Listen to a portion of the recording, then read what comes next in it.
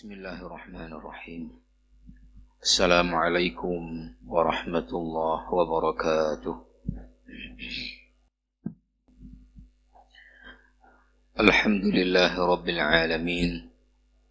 Wassalatu wassalamu ala sayyidil mursalin Nabiyyina Muhammadin wa ala alihi wa sahbihi ajma'in wa ba'd.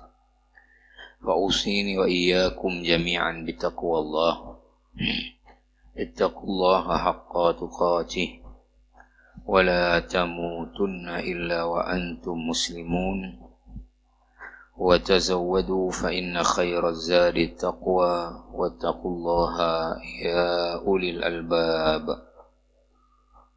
Hadirin hadirat sidang jamaah salat maghrib yang dimuliakan Allah. Alhamdulillah kita baru saja dapat melaksanakan salat fardu maghrib kita di awal waktu secara berjamaah di rumah Allah Subhanahu wa taala ini. Alhamdulillah, selanjutnya kita masih ada waktu, kesempatan untuk kita berniat i'tikaf sambil kita menunggu waktu salat fardu isya,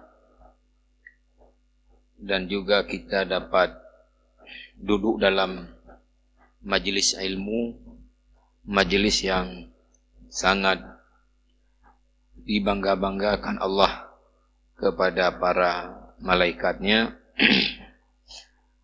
Para jamaah yang mulia, kita lanjutkan pembahasan dengan kitab Mufsidatul Qulub karya Syekh Muhammad Saleh Al-Munajjid, bahwa kita sudah membahas dari awal pertemuan kita setelah jeda sejenak karena pandemi corona, bahwa banyak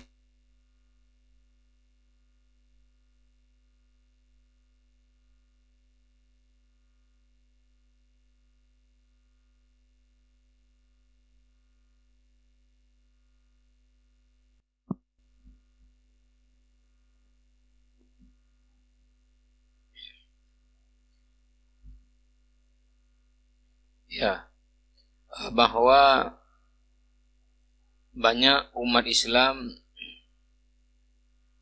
dalam menyikapi bencana pandemi corona ini tidak menjadi teguran dan pelajaran untuk bertaubat kembali ke jalan yang benar.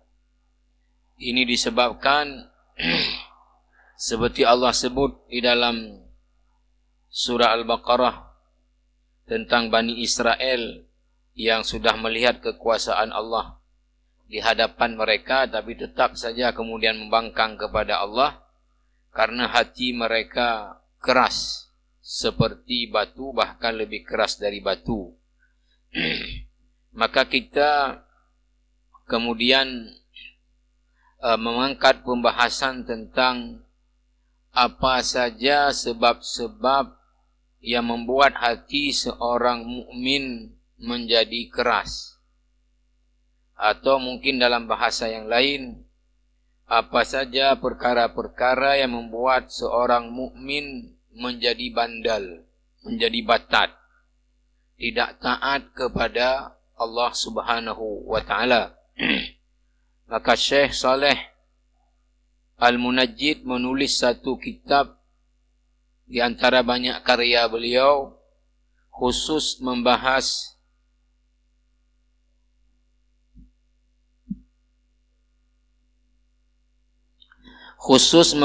tentang perkara-perkara yang membuat hati seorang mukmin menjadi keras. Artinya tadi menjadi batat, menjadi bandal, tidak taat, hidup dalam kemaksiatan kepada Allah. Maka yang sudah kita mulai bahas adalah salah satunya hubbur riasah. Salah satunya hubbur riasah, suka kepada jabatan, suka kepada kepemimpinan. Para jamaah yang mulia, yang sudah kita baca dari kitab beliau yang lalu, pertama diawali dari muqaddimahnya, kemudian hubbur riasah, suka kepada kepemimpinan, kepada jabatan.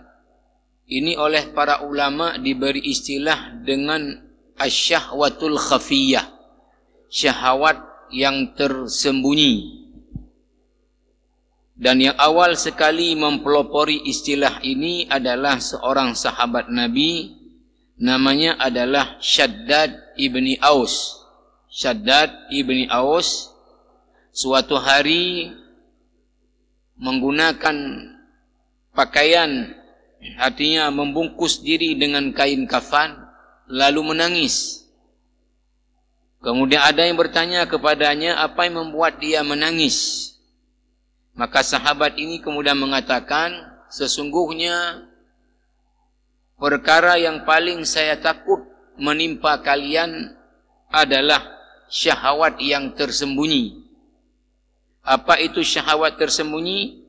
Yaitu orang-orang ketika menyuruh orang-orang untuk melakukan kebaikan, maka orang akan patuh. Dan ketika menyuruh orang buat jahat pun orang akan patuh. Itulah namanya kepemimpinan. Kemudian jamaah rahimakumullah, yang sudah kita bahas juga bahawa dalam kehidupan ini kepemimpinan itu perkara yang mesti ada. Tidak boleh tidak ada.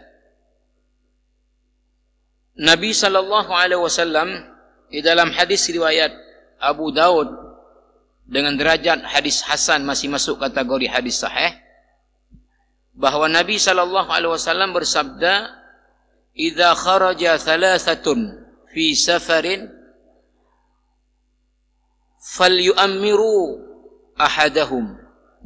Kalau ada 3 orang melakukan sebuah perjalanan, 3 orang melakukan perjalanan, maka hendaknya mereka mengangkat satu dari mereka itu sebagai pemimpinnya.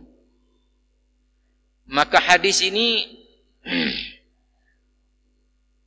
kalau kemudian kita analisis atau disyarah oleh para ulama hadis,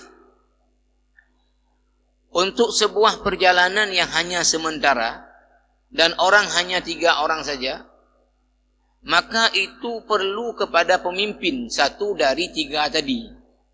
Bagaimana dengan kemudian sebuah komunitas yang orangnya banyak, yang kemudian tinggal di situ begitu lama, maka kebutuhannya lebih harus lagi. Maka Syekh Saleh Al-Munajjid mengatakan, ada satu ungkapan, ini bukan hadis tapi ungkapan yang masyhur, "Situna sanatan min imamin jairin aslah min lailatin wahidah bila sultan." 60 tahun bersama pemimpin yang zalim itu masih lebih baik daripada satu malam tidak ada pemimpin.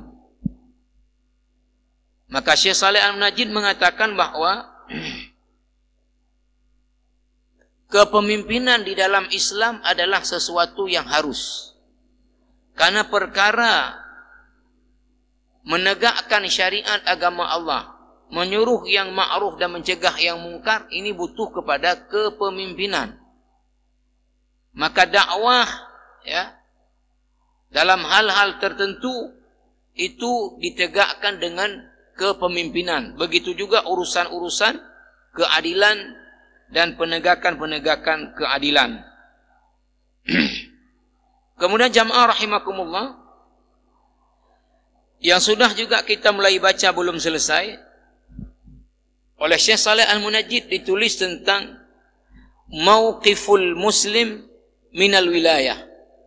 Ketika kepemimpinan adalah satu keharusan, sekarang bagaimana posisi seorang muslim dalam menyikapi masalah kepemimpinan? Bagaimana memposisikan diri terhadap jabatan-jabatan? Maka yang sudah kita baca, Syekh Saleh Al-Munajjid mengangkat hadis-hadis di mana Rasulullah sallallahu alaihi wasallam melarang sahabatnya, tentu yang dituju juga kita umatnya, meminta suatu jabatan.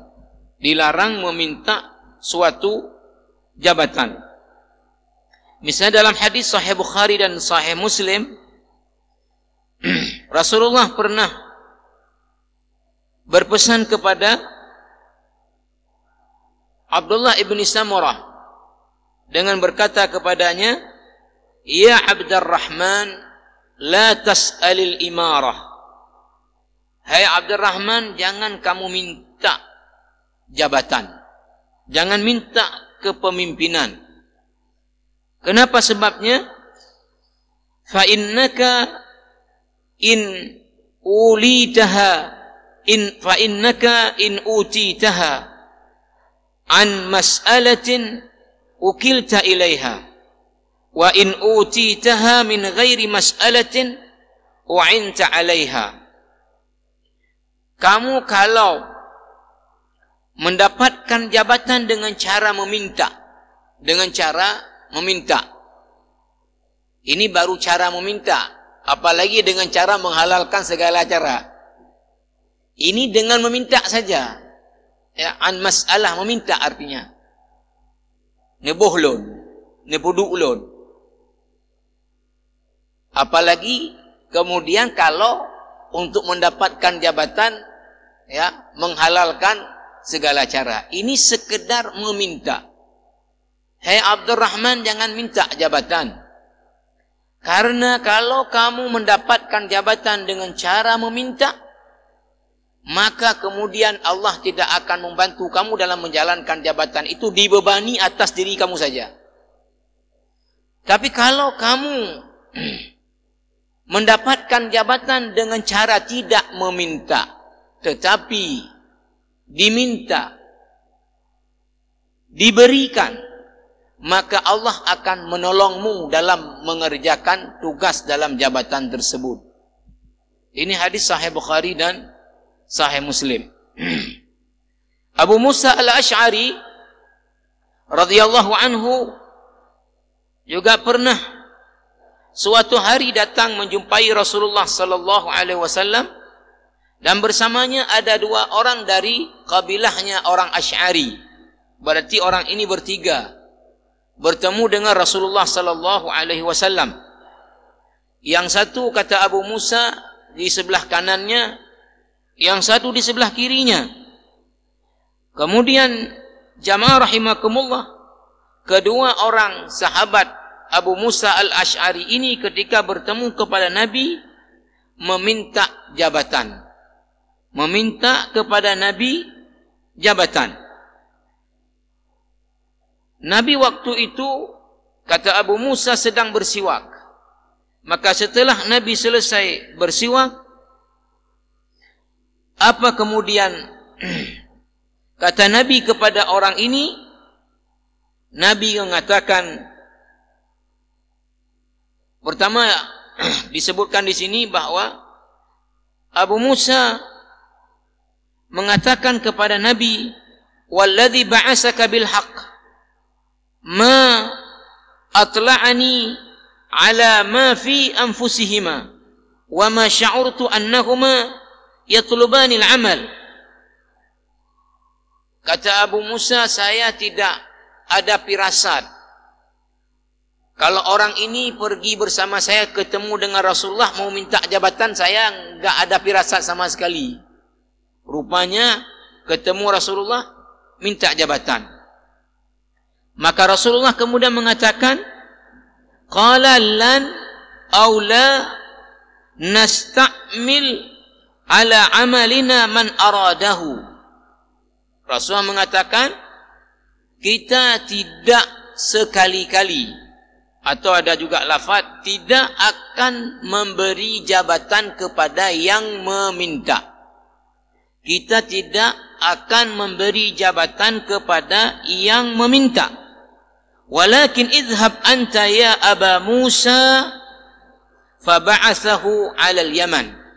Tapi Nabi malah memberi jabatan kepada Abu Musa yang tidak meminta untuk kemudian dikirim ke negeri Yaman menjadi da'i dan sekaligus juga memungut zakat dan mendakwahkan agama ke Yaman.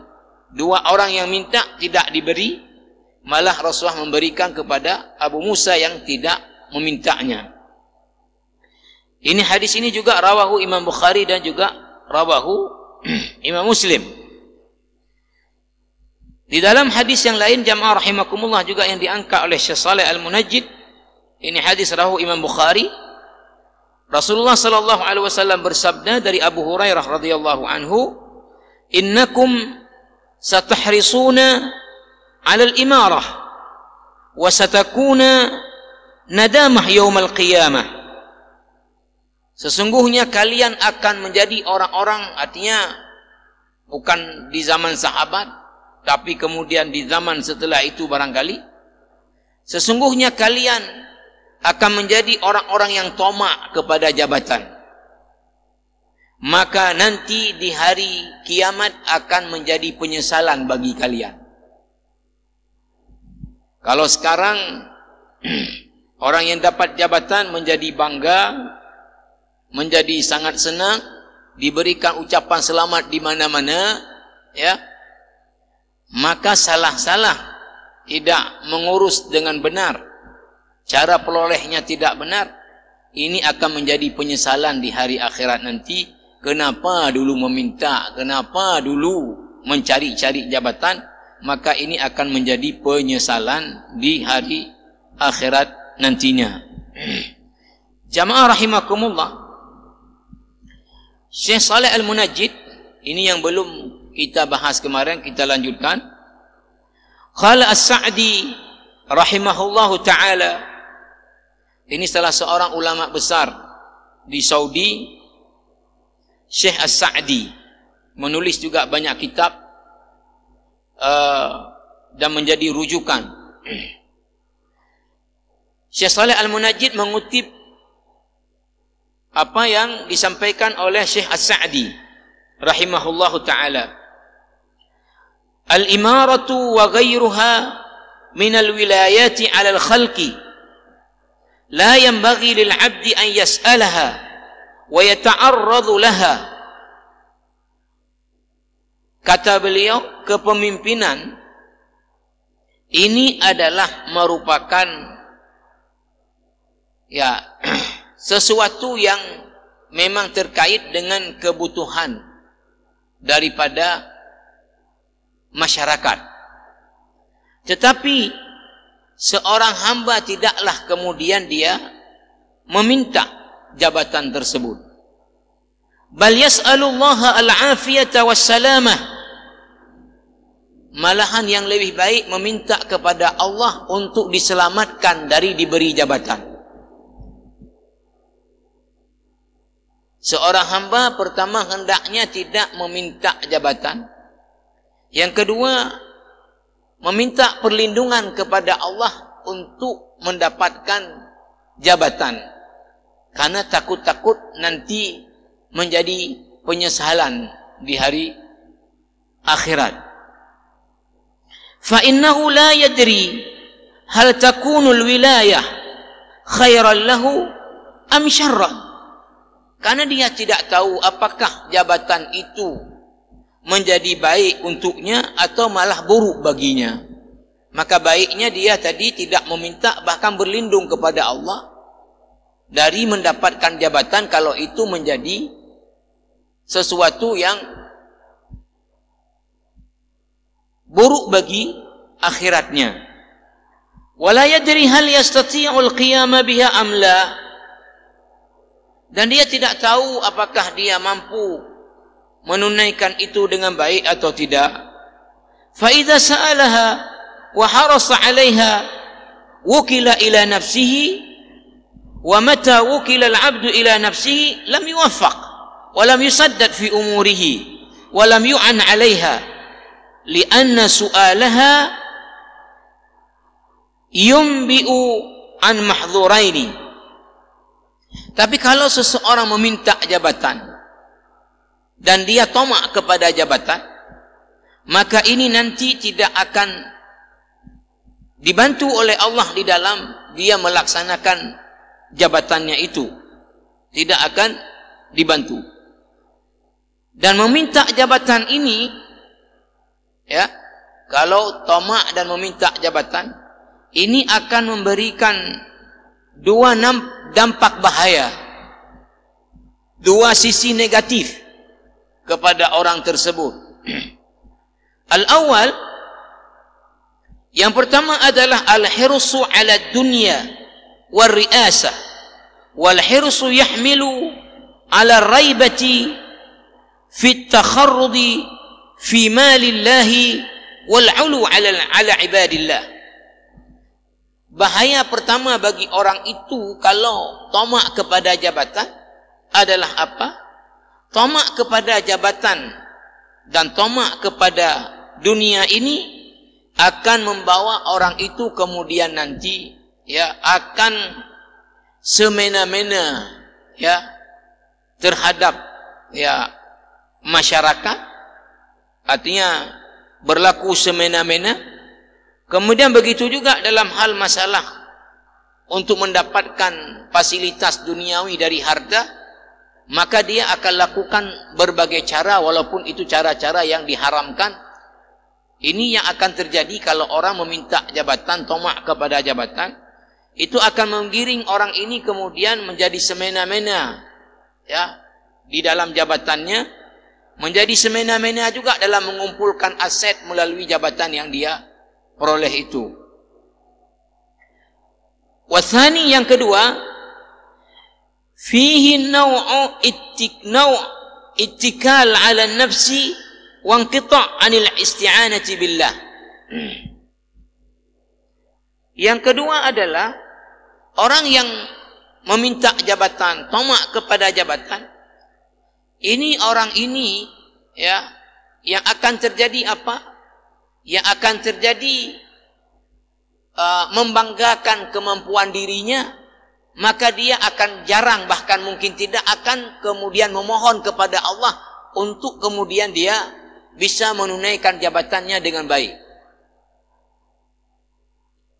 Ini jamaah rahimakumullah. Beliau kemudian Syekh As-Sa'di melanjutkan lagi pernyataannya.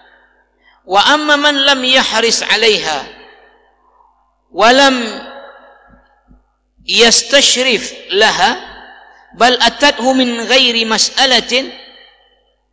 Tapi kalau orang tidak tamak kepada jabatan, tidak memintanya, tapi kemudian jabatan itu yang datang kepada dia, diberikan. Wa ra'a min nafsihi adama qudratihi 'alaiha fa inna Allah yu'inuhu 'alaiha. Malahan dia melihat bahwa dirinya lemah, maka tentu dia dalam menjalankan jabatannya itu sering memohon pertolongan kepada Allah agar supaya amanah jabatan bisa ditunaikan dengan baik. Maka Allah akan membantu orang ini dalam menunaikan amanah jabatannya.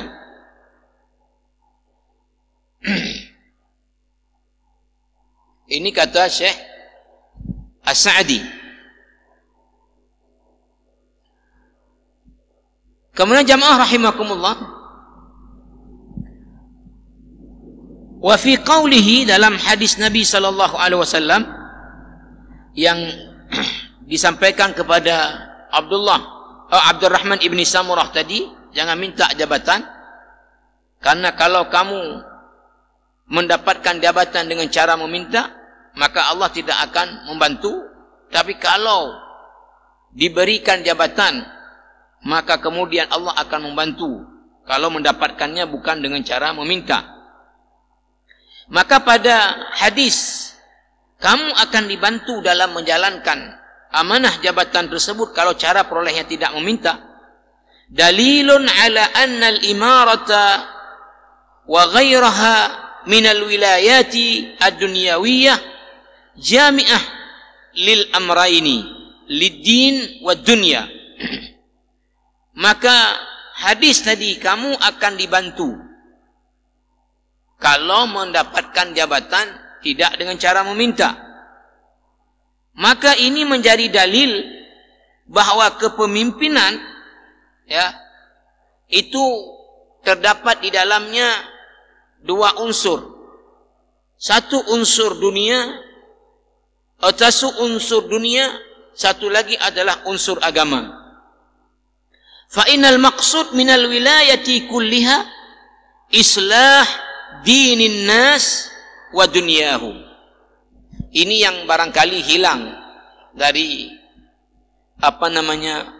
kepemimpinan sehingga kemudian menjadi rusak.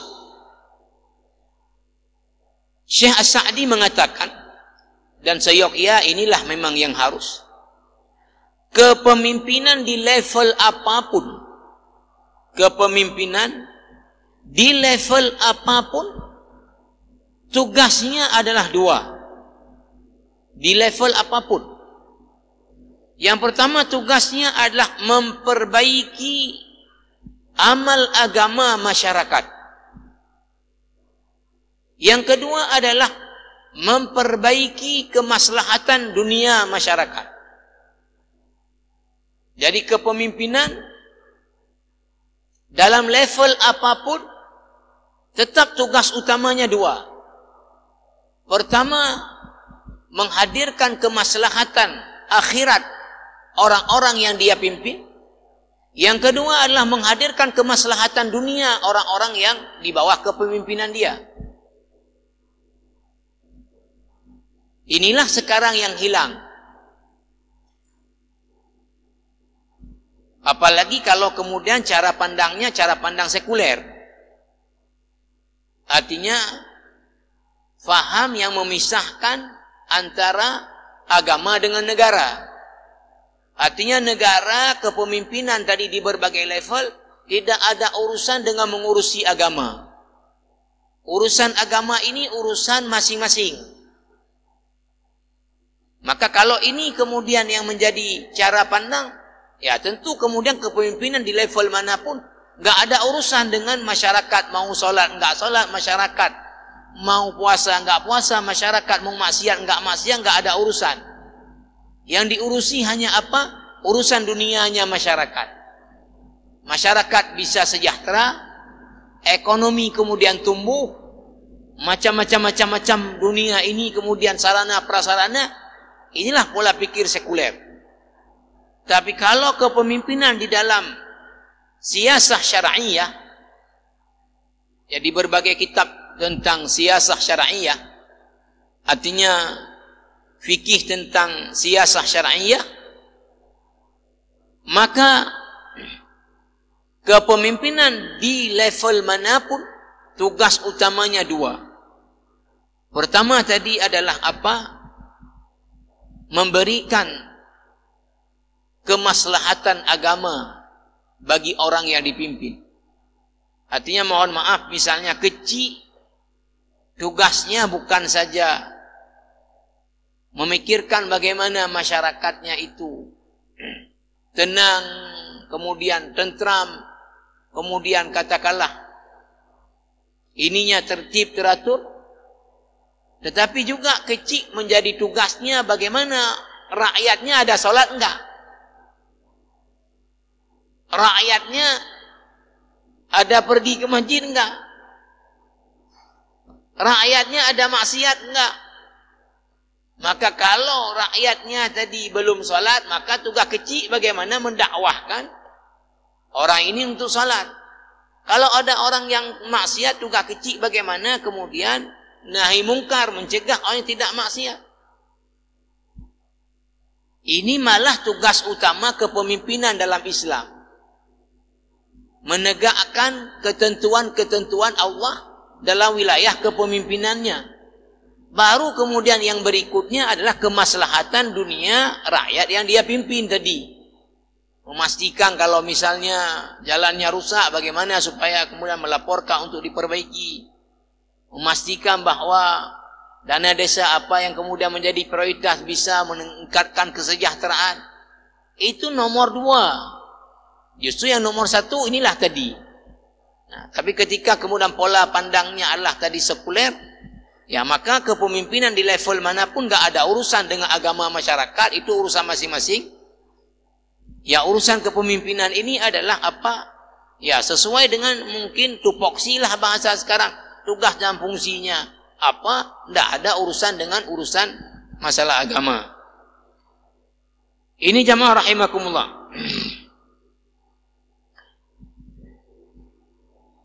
Maka dikatakan oleh beliau lagi dalam jautannya, walihada yata'allaqu biha al-amru wan-nahyu wal-ilzamu bil-wajibat wad-rad' 'anil muharramat wal-ilzamat bi-ada'il huquqi wa kadzalika as-siyasa wal-jihad. Maka ketika kita sebut dua tadi, tugas utama kepemimpinan di level manapun dalam Islam, maka kemudian urusan pemimpin ini tadi, al-amru memerintahkan orang untuk buat baik, wan-nahyu mencegah orang untuk tidak melakukan kejahatan, kemaksiatan, kemungkaran, wal-ilzam bil wajibati wa rad'i 'anil muharramat, dia perintahkan orang untuk melakukan kewajiban-kewajiban agama. Dia larang orang dengan membuat sanksi-sanksi untuk tidak melakukan hal-hal yang haram. Wal izam bi ada'il huquq, dan memerintahkan orang untuk menunaikan kewajiban-kewajibannya dalam interaksi-interaksi sosial. Fahiya liman akhlasa fiha lillahi ta'ala wa qama bil wajib min afdalil ibadat. Nah, kata beliau, kepemimpinan yang seperti ini itu akan bisa dilakukan oleh orang yang ikhlas. Maksud kepemimpinannya adalah lillahi ta'ala. Maka orang yang seperti ini, dia telah menunaikan sebuah ibadah yang paling afdal melalui kepemimpinannya. Waliman lam yakun kadzalika min a'zamil akhtari, walihada kanat min furudil kifayat li tawaqquf katsir minal wajibati 'alaiha. Tapi kalau tidak seperti ini, ya, maka kemudian akan terjadi apa? Ya, banyak sekali kerusakan-kerusakan. Banyak sekali kerusakan-kerusakan. Makanya banyak sekali kewajiban-kewajiban, artinya dari agama ini kemudian tidak tertunaikan karena kepemimpinan tadi hilang sisi daripada mengurusi tentang bagaimana memastikan amal agama daripada orang-orang yang di bawah kepemimpinan dia. Kemudian jamaah rahimakumullah, disebutkan lagi oleh Syekh As-Sa'di, oleh Syekh Saleh Al-Munajjid, walidha fafi ahwalin khassatin yajuzu talabul wilayati kama fi qawlihi ta'ala mukhbiran an qawli Yusuf alaihi salam li maliki Misra.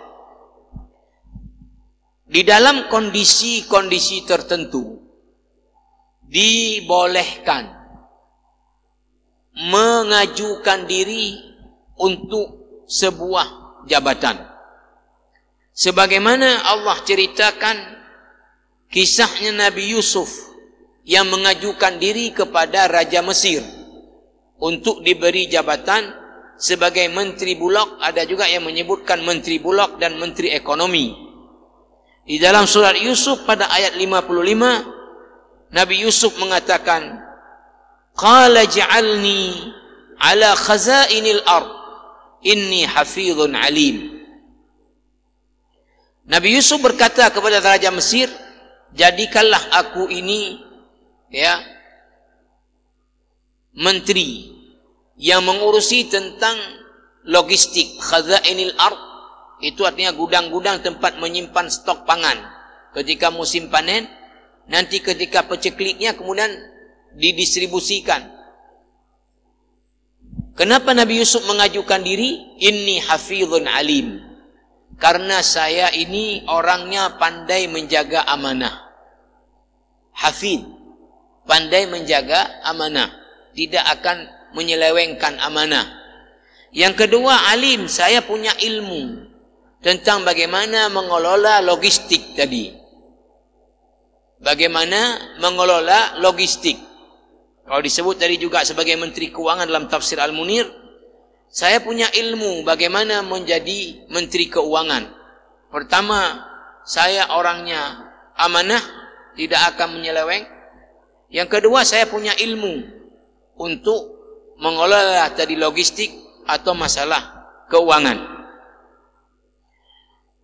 Maka kembali diangkat penafsiran Syekh As-Sa'di oleh Syekh Muhammad Saleh Al-Munajjid dalam kitabnya ini. Qala As-Sa'di rahimahullahu, talabuha li hadhihi al-mashalah, talabuha li hadhihi al-maslahah allati la yaqumu biha ghayruhu min al-hifdh al-kamil wal 'ilmi bi jami' al-jihat al-muta'alliqati bi hadhihi al-khaza'in min husn al-istikhraj wa husn at-tasrif wa iqamati al-'adl al-kamil.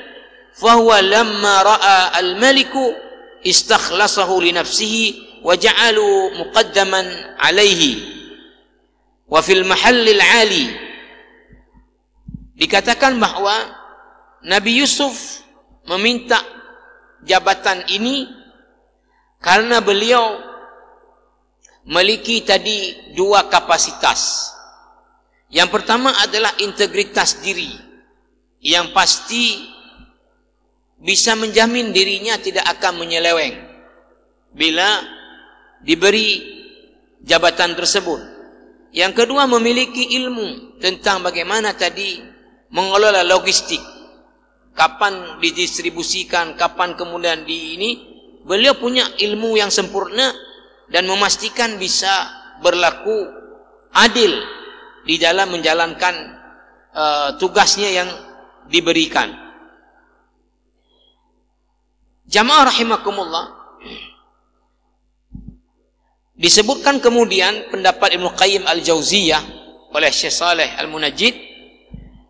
Wa qala Ibnu Qayyim rahimahullah, wal farqu baina hubbi ar-ri'asah wa hubbi al-imarah lid-da'wati ila Allah azza wa jal, al-farqu baina ta'zimi amrillah wa nushi lahu wa ta'zimi an-nafsi was-sa'i fi hadhiha. Kata Syekh atau kata Ibnu Qayyim Al-Jauziyah rahimahullah, beda suka kepada jabatan dengan suka kepada kedudukan, tapi dengan itu untuk berdakwah kepada Allah adalah bahwa kalau yang maksudnya dengan jabatan untuk berdakwah, menegakkan tadi agama Allah Subhanahu wa taala, maka kata beliau ta'zimu amrillah wa nushi lahu, maka orang itu akan melakukan melalui jabatan dia adalah mengagungkan perintah-perintah Allah. Sementara orang yang maksud jabatan untuk dirinya, untuk dunianya, maka dia akan mengagungkan dirinya dan berusaha untuk kemudian meraih dunianya. Ini di antara perbedaannya. Maka beliau mengatakan lagi, fa inna an-nasiha lillahi al-mu'azzim lahu al-muhibbu lahu yuhibbu an yuta'a rabbahu fala yu'sa wa an takuna kalimatuhu hiya al-'ulya wa an yakuna ad-dinu kulluhu lillah wa an yakuna al-'ibadu mutamathilina awamirahu mujtanibina wahihi faqad nasaha Allah fi 'ubudiyyati wa nasaha khalqahu fi ad-da'wati ila Allah fa huwa yuhibbu al-imara fi ad-din bal yas'al rabbahu an yaj'alahu lil muttaqina imama yuqtada bihi yaqtadi bihi al-muttaqun kama iqtada huwa bil muttaqin. Orang yang tadi maksud dengan kepemimpinannya adalah menegakkan agama Allah Subhanahu wa taala, maka yang akan menjadi tujuan dia apa? Yang menjadi tujuan dia adalah agar supaya orang-orang mengagungkan Allah, mentaati perintah-perintah Allah, tidak bermaksiat kepada Allah.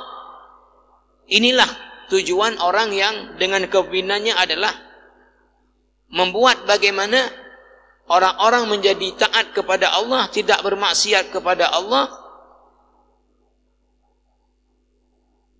Sekarang beliau menyebutkan,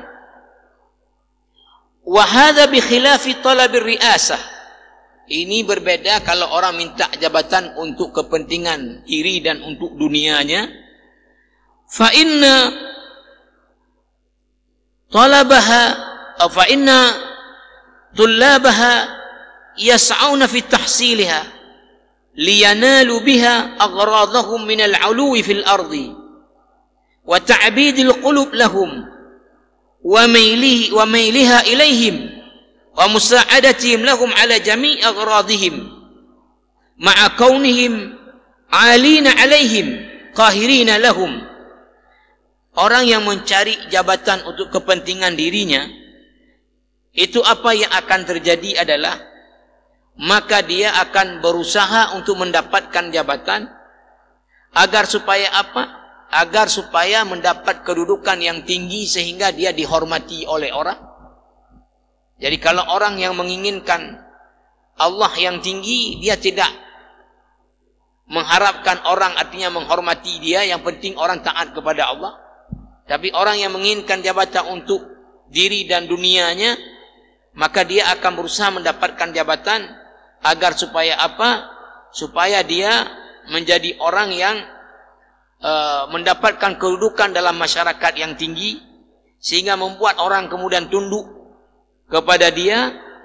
Kemudian orang-orang kemudian juga akan berusaha untuk menghormati dan kemudian taat kepada orang ini, padahal dia semena-mena di dalam menjalankan jabatan dan amanahnya. Fatarattab ala hadha al-matlab min al-mafasid ma la ya'mulu lamuhu illa Allah min al-baghi wal hasadi wat tughyan wal hiq wal dhulm wal fitnah wal hamiyah lin nafsi dun haqqillah ta'ala wa ta'zim min haqrihi Allah subhanahu wa ta'ala wa ihtiqar man akramahu Allah. Nah, apa yang kemudian akan muncul konsekuensi kalau orang mencari jabatan untuk diri dan dunianya? Maka akan muncul konsekuensi adalah banyak kerusakan-kerusakan yang terjadi. Beliau sebut la ya'lamuhu illallah, hanya Allah yang tahu apa kerusakan. Artinya saking besar kerusakan yang akan ditimbulkan oleh kepemimpinan yang seperti ini. Minal baghi, dari kezaliman, wal hasad, iri dengki, kemudian wadzulmi, menzalimi orang lain, wal fitnah, memunculkan fitnah di mana-mana, wal hamiyah lin nafsi, kemudian menjaga dirinya status quo kayak mana. Kalau sudah selesai dia, kemudian anaknya lagi, kelompoknya lagi. Kemudian apa yang terjadi? Wa ta'zim man haqarahullah, memuliakan orang yang justru hina di mata Allah. Itu jadi orang yang dia muliakan dalam jabatan dia. Kemudian wahtiqar man akramahullah, menghina orang yang justru dimuliakan oleh Allah. Wala tatimmu ri'asah ad-dunyawiyah illa bidzalika wala tunalu illa bihi wa bi ad'afihi minal mafasid. Maka biasanya jabatan-jabatan dunia itu tidak akan diperoleh kecuali dengan cara-cara yang seperti tadi, cara-cara kezaliman, cara-cara fitnah, cara-cara semena-mena. Dan kemudian disebutkan tadi, orang yang di mata Allah mulia dihinakan, orang yang hina di mata Allah dimuliakan. Inilah kemudian yang akan terjadi kalau jabatan itu diperoleh untuk maksud dunia dan kemudian dengan cara-cara yang tidak dibenarkan, maka akan menimbulkan hancur di mana-mana. Inilah kemudian jamaah rahimakumullah. Demikian insya-Allah nanti kita akan lanjutkan lagi pembahasan masih dalam tema tentang suka kepada jabatan dan kepemimpinan ini. Subhanakallahumma bihamdika asyhadu an la ilaha illa anta astaghfiruka wa atubu ilaik. Wassalamualaikum warahmatullahi wabarakatuh.